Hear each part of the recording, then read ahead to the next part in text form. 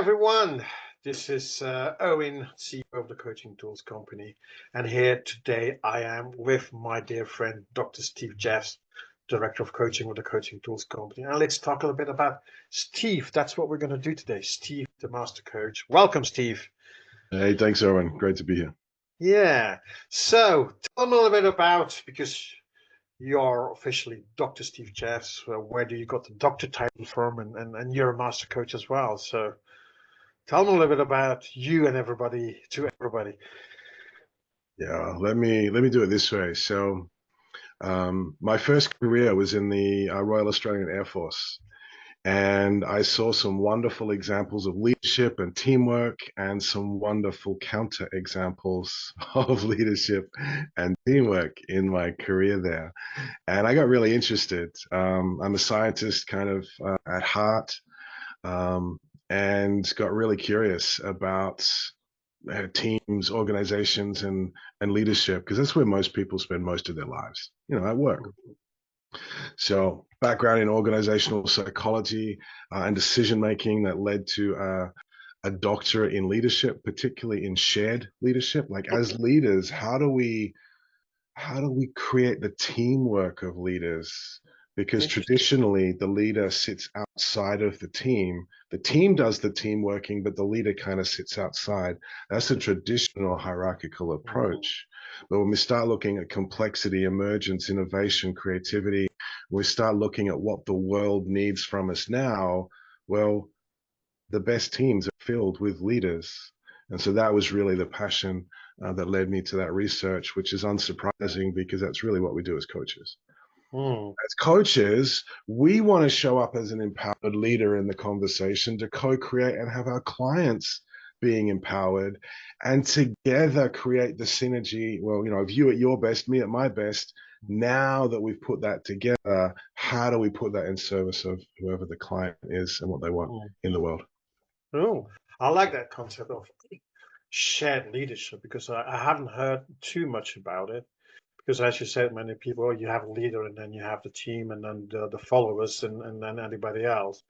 So that shared leadership is really interesting, because I've seen some companies where brothers and sisters are there. The dad was the leader, and then the dad goes retired, and then suddenly have like some brothers and sisters, and then you have that shared leadership, which is really a challenge. So this is a really interesting concept. We should talk about that someday in more depth. So I think we should do that. So that's interesting. So then, how did you get from psychology to coaching? So when was the first time that you were in connection with coaching, or you heard about coaching, or you started learning about coaching? So looking back, I've always really been coach-like, even training people for high threat, high stress situations in the military. My focus was on building awareness, helping people to become more aware of themselves, the team, the situation, what was emerging, because with greater awareness, you have greater opportunity to respond. You can't address a threat if you can't see it, basically. That was looking back. That said, doing my master's degree in organizational psychology, I met up with a company in Adelaide, South Australia, that was bringing coaching and psychology into the workplace. And so I was working with them, Dr. Travis Kemp, his amazing wife, Jennifer, and all of the team. And so as part of that, I joined actually the coaching psychology interest group for the Australian Psychological Society. And so I was on the board there as a student member. And so that was really my first exposure, not just to coaching, but also the profession and industry that we have here as well. Yeah. And then you decided to go more in direction of coaching, I imagine, you being a coach nowadays. Well, ultimately, yes. Basically, as I finished my master's degree, I moved to Dubai as an organizational psychologist, and I was working in leadership development. I was assessing leaders, designing leadership development programs, delivering a whole lot of psychometric assessments to understand, evaluate, and of course, report back on leaders, where they're strong, opportunities for them to develop. And really, what I was noticing is that we were writing a lot of really amazing reports that no one was ever reading and wasn't making any difference. And so that was really the prompt. See all of this amazing work actually misused because people would get the report and go, ah, look, that's me. I'm not going to change. You have to respond to who I am. And I've got the report to prove it. Yeah. And so they actually dug themselves into their little box deeper. And I wanted to shift that. I wanted to partner with people to help them understand all of this amazing insight without it being a threat, to Yeah. make it safe for them to go, here's where I'm strong, here's where I'm not. And over the last few years, it's actually even more clear because most of the weaknesses that show up in the workplace are not an absence of skill, it's too much of a strength. It's a Yeah. misapplication of a strength where I've done too much at the wrong time. I've become triggered, I've become frustrated. I start to operate in ways that don't match the situation that I'm in, and that mismatch is what causes the challenge. The cool thing is, it's not the problem. The problem isn't with you. The problem is with how you're behaving in concert with what's happening around you. And so it takes away the threat, it takes away the judgment, and actually people are allowed and able to create a lot more change a whole lot faster because of that. And that was really what excited me about stepping into coaching, facilitating change, inspiring change, and really helping individuals to transform leadership cultures was what excited me the most. Mm. Yeah. So you said you've been coachable or doing coaching since the military. Um, there's a big difference also between coaching and psychology. I imagine you use both when you work with people. And what's the balance that you use between coaching psychology? Because as a psychologist, you see things, and as a coach, you work as a coach is different. Is that a balance that you use, or you just like more psychology is more the past and just more coaching nowadays only? They're both a part of who I am, Mm, and they're both a part of how I see myself. To me, the essence of psychology is using science. It's evidence-based information decision making. It's not doing something just because I reckon it might work or it kind of feels right. It's, well, how do we bring the science to that? Well, if it feels right, well, let's explore it. mm, Let's research it. Let's set up and collect some data around this. And let's actually have a look, not just that it seems right, but actually let's see if it is right and if it does what we're looking at. And so I think that approach is really important. And so I draw on the coaching psychology literature. There's a whole lot of research that's been done around coaching psychology. There's a whole lot of practitioners and people out there doing the work. And especially with the work that I'm doing, I really love to have, how do we measure progress? How do we identify what's working from an objective external perspective, but also from a relational perspective? mm, How do you and I continue to evolve our relationships so that we get better at doing what we're doing, being who we're being, and helping you create the results that you want to create? And so even that is a psychological, scientific type mindset because we're looking at measuring evidence and justifying is the wrong way, but making sure that what we're doing is working in essence. mm. It's really nice when you're just saying this. It's all like all the past things that you've done, like psychology. You said also that relationship, which is leadership and relational leadership and coaching. So it's bringing all those things, and it's like um, everything that you learn on your path until where you've been to where you are today, you still use those kind of different things, different tools, and so on. So it's really nice to see it when you were saying it. So, and Yeah. so, so you're not only a coach, you're also a master coach, which means that. Well, why don't you explain what a master coach is? For those that who do not know what a master coach is and what's the difference between a coach and a master coach. Yeah. So the International Coach Federation has clear definitions, and actually, as a professional body, and there's a few of these around the world, but the ICF is the one that I've been working most closely with. They have standards of what it means to be a coach. So to become a member of the ICF, you need to be enrolled in coach training, and you can be kind of a member. Once you've got enough training, you've worked with a supervisor and a mentor, you've passed your exam, you've got 100 hours of coaching experience, you become an associate level coach. That's the first level of credential. As you increase the amount of training that you've done, working with your own mentors and supervisors, as you increase the experience that you've got, the amount of hours that you've delivered, you can become a professional level coach. And then it's 500 hours of coaching experience. And then again, expanding more training, more experience, more supervision. And when you've got more than 2,500 hours of coaching that you've delivered to your clients, then you can apply for the master coach level. So the difference, that was your question, the difference is both in terms of training and experience, Mm. but also in the level of mastery of the ICF competencies of what it means to be a coach. Master coaches are required to partner with coaches, with their coachees in a different way than the beginning level coach. So again, that shared leadership, how do we partner with them? How do we empower them? How do we bring our expertise but not be the expert? That's a lot of what shows up at the master coach level, as well as polishing a lot of the habits that get in the way. Those habits that we pick up along the way, got to undo a whole lot of those because you also need to work with a supervisor to polish those and then pass another practical exam to be able to achieve that. So I know that you're also a teacher, or I don't know what's the right word.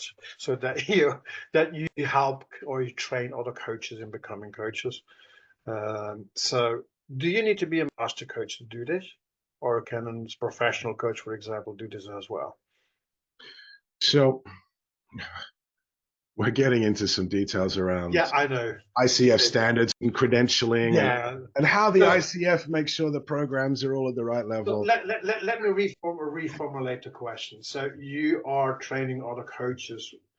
That is also, I imagine, your passion to help other coaches or the people to become coaches and being good at what they do. Is that correct? Is that the reason why you also are It's a, training coaches? it's a big reason. Um, so, well, to answer your previous question, no, you don't need to be a master coach to train coaches. Um, in most of the longer term programs, you need to be a professional level coach. The bottom line is if you're training coaches, you should first be a coach. Yeah. You should also be coaching. So this is not, oh, I was coaching 20 years ago, let me teach you now. People training coaches and coach training faculty really should be active out there working with clients in the industry. Things are evolving, things are shifting. And you really want to learn from someone who's doing it, not someone who's done it. Or especially in this industry, someone who theoretically knows the philosophy behind it, but that's kind of all. There's a difference between theory and practice. We need both. How do we integrate them? Well, that's where mastery and experience um, comes in. I love coaching because I love introducing people into the industry. I love seeing leaders change how they view the people around them. Because in essence, coaching is a leadership skill. It's a leadership competency where we're helping leaders of their own lives to support, nurture, and empower those around them. That's Mhm. coaching. You know, we've got competencies and we structure, we call a coach and a client, but actually leaders should do that with their teams. They should be asking questions. They should be creating psychological safety. They should be creating alignment. They should be curious as to how we can deliver more than what I can see by myself. So I love that connection through into leadership. I'll be honest, the other thing that I love more than teaching just coaching is helping coaches get better at their craft. I also teach scuba diving, and it's one thing to teach someone how to dive for the first time, and it's exciting because they've never been there. But for me, I would much rather take someone that knows how to dive. They've got the basics. Let's go somewhere they haven't been. Inside a shipwreck, dive at night, inside a cave, go even more deep. And I think that's the philosophy I bring into coaching as well. I love working with coaches to help them increase their mastery, to become more at ease and efficient in what they're doing. And I say it to coaches all the time, to learn how to manage ourselves as a coach often means learning how we can give the work to the client. Too often, new coaches give advice because their advice is their answer to a particular question. Yeah. And so instead of giving advice, if we can work out what the question is, we can ask the question to the client. The client does the work of thinking, comes up with their own answer. And sometimes we can look back, what's the intuition that led to the question? And if we can articulate the intuition, then the conversation drops to another level of depth. That's the sort of thing that I really love helping coaches to see the subtlety, the mastery of what they're doing. Oh, cool. I'm learning a lot as well. That's cool. So, so I know that you're also an author. You've Yeah, written 1 or 2 books already, and I think I see one behind you over there. absolutely.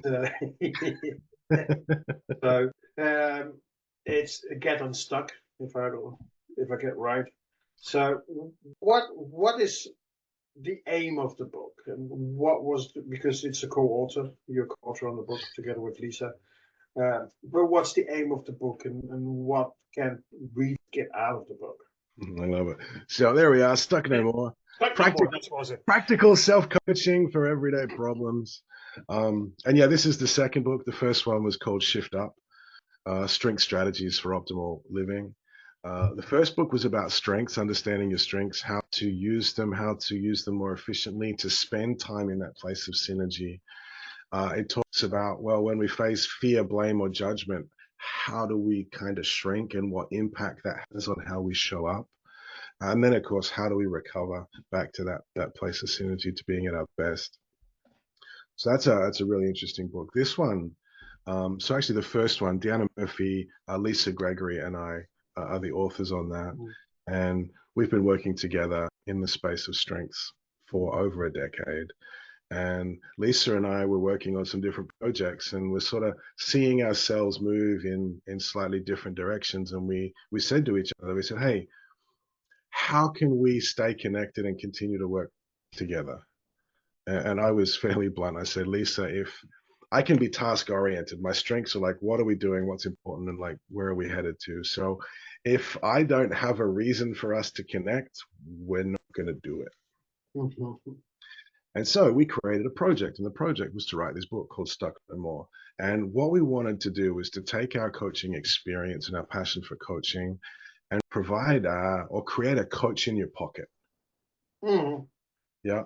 Senior executives can spend thousands or hundreds of thousands of dollars a year on coaching, but that makes it very exclusive. There's a lot of people that can't afford all of Yeah. that. There's a lot of people that don't have the time and the space to do all of that. There's a lot of people that have stuff happening in their life in the moment, and to go, oh, let me have a coach. Where would I find it? How do I do it? How do I engage with them? And all of that can actually become too hard. And so with Stuck No More, we wanted to give people the resources for two reasons. One, either read the book, and before you need the challenges, now you've got some resources to help yourself and to help others. And we've heard some really great examples of that, where people are asking the sorts of questions that are in the book to help others get unstuck. Mhm.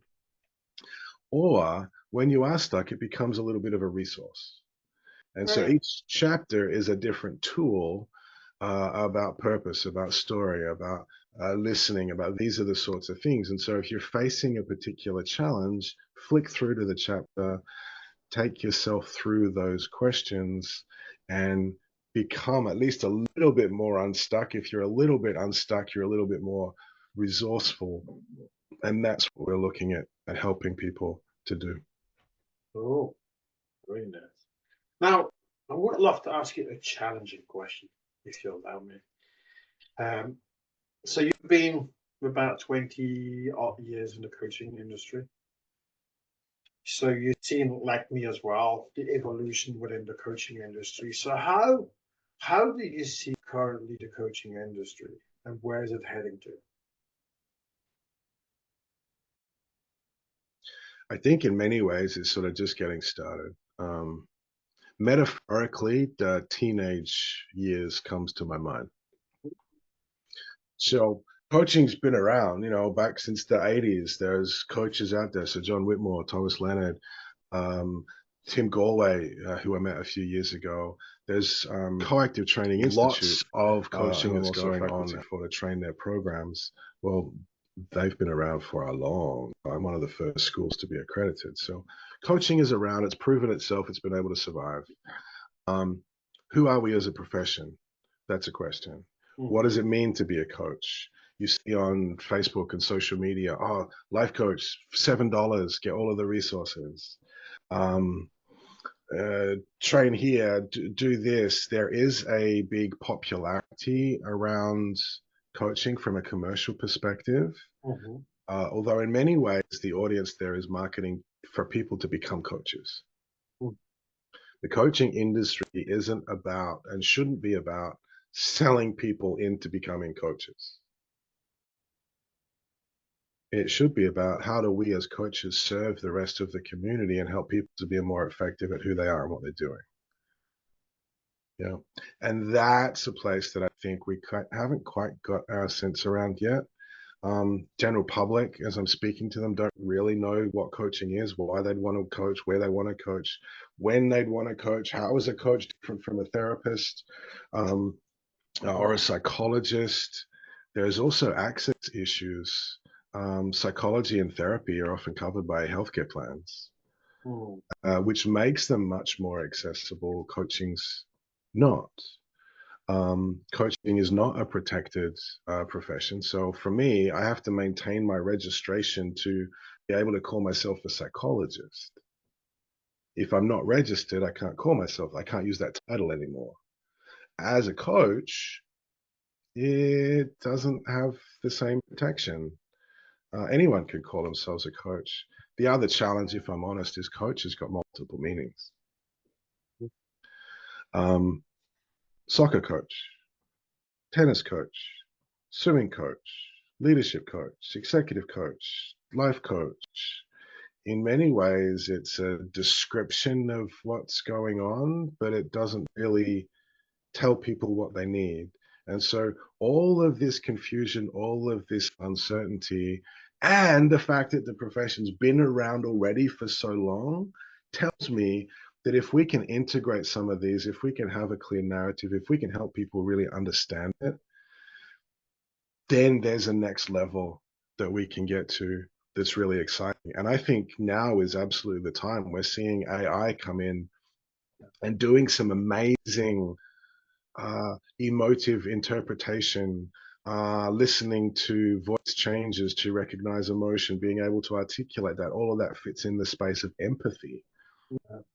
Actually, it kind of does that better than I do. Empathy is not one of my strengths. So, how do we leverage technology? How do we leverage AI? And there's this big question in the space: what does it mean to be human? And as coaches, how do we bring our humanity into the coaching relationship to elevate it? Because that's something that's not going to be replicable by machine learning, AI, or the new quantum computers. There is a place for us. How do we do that? How does it integrate? So I'm excited to see how that plays out and what coaching looks like as we go forwards, but it's definitely needed now more than ever.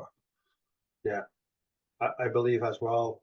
Uh, and I think you said that it's instead of saying a coach, it's more your function, but it's focused towards what's the solution that we can bring to people that they have in their lives. Because, like I said, I'm a leadership coach. It's just like a title doesn't say what I'm going to get or what's going to solve or what I'm going to get more of it.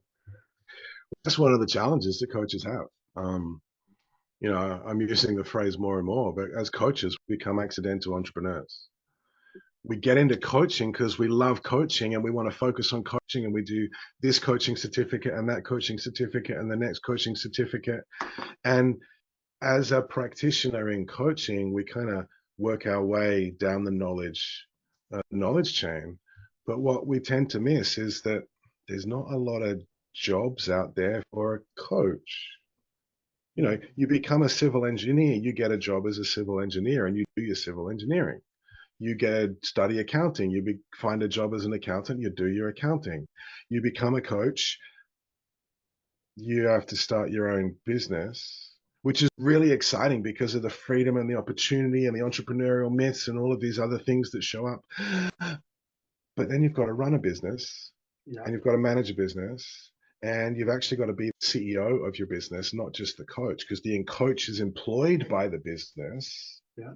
Right. But to shift your thinking to understand and even recognize all of that is, yeah, I hadn't thought of that. Yeah. And then, of course, you've got all of this passion for coaching. And so you want to get your support, your mentoring, your supervision around how do I work with my clients? People often forget we got to do the same thing on the business side. Who do I ask? Where do I go? How do I learn about that? Because I'll be honest, the other thing about the coaching industry, two challenges. One, we're all optimistic and positive. And so you go to a meetup of coaches and how's life? Life's fantastic, but it'll get better. It's going to be brilliant, creating these things, doing this stuff. And so there can be this lens of positivity that hides reality. The other thing that shows up when coaches get together can be a scarcity mindset of, well, let's collaborate, but let's make sure I'm getting what I'm getting. Yeah. Can't share clients because I've got to do this because I have, and both of them kind of inhibit a coach's ability to ask the questions and get the support to set them up for success. And so that's something that frustrates me. And as a coach trainer and as a mentor, I love to have conversations with people, helping to build their awareness around their business, to look at what's next, and of course to set goals and a vision for that as well. Yeah. It's like what I've seen as well, like in the normal, if you go to university, you learn things, but you don't learn the things what life is going to bring you once you finish university and go. And it's the same with coaching. I believe that coach training needs to be focusing also on that business side. It's Coaches need to have that learning. There may or may not be a place for it in coach training. good. I think structurally it's there, and coach training schools can be very explicit about what they're doing. ICF competencies are about what happens in the coaching session. And so there is a need and there is a focus on the professionalism of the coach and building the mastery of coaches in the sessions. That is super important, and we don't want to take away from that. I think for me, there's this additional need that is also there. And some coaching schools are addressing it. The ICF has business development series. We've got there's videos and there's things online. There's definitely books out there and stuff that people are doing. So it is being addressed. For me, I think it's just not part of the narrative yet, and I think it should be. Yeah, I fully agree with you. So, Steve, I would say would be my last question. So, what would you say to any person, coach or not coach, watching this, and what's the message or thing that you want to share with them? Last. I think for anyone watching this, just remember that coaching is a way of being. Coaching provides an amazing skill set in how to work and empower people around you. So I think for that reason, everyone should learn how to coach and be more coach-like. That was one thing that was really clear in my research around shared leadership. We can achieve more together. The question is, how do I help you be at your best? How do I help me be at my best? And how do we help each other be at our individual and different best? And then how do we come together to create the synergy that we know is possible? Yeah, that's leadership. That's team building. That's what organizations want. That's what coaches do at the individual level when they're doing a great job. And then, of course, now that we've got that, we've got somewhere to get to. we've got to move forwards. We've got to have accountability. We've got to learn along the way. That's coaching. And so leading to coaching, I think the blog on the Coaching Tools Company here on the website is a great resource. Yeah. Stay reading, stay involved, stay connected, and definitely subscribe to the channel. Listen to coaches talking about coaching, and find the support that you need. If you've got questions, reach out. If we've got answers, great. If we've got blogs we can point you to, great. If we haven't, we're not precious about us having to have the answers. We want to help you find the answers that you've got, because that's the coaching mindset and that's the synergy that we're talking about. Thank you very much, Steve, for sharing with us all about you, about the coaching industry, about coaching. So thank you very much. Thanks, Erwin.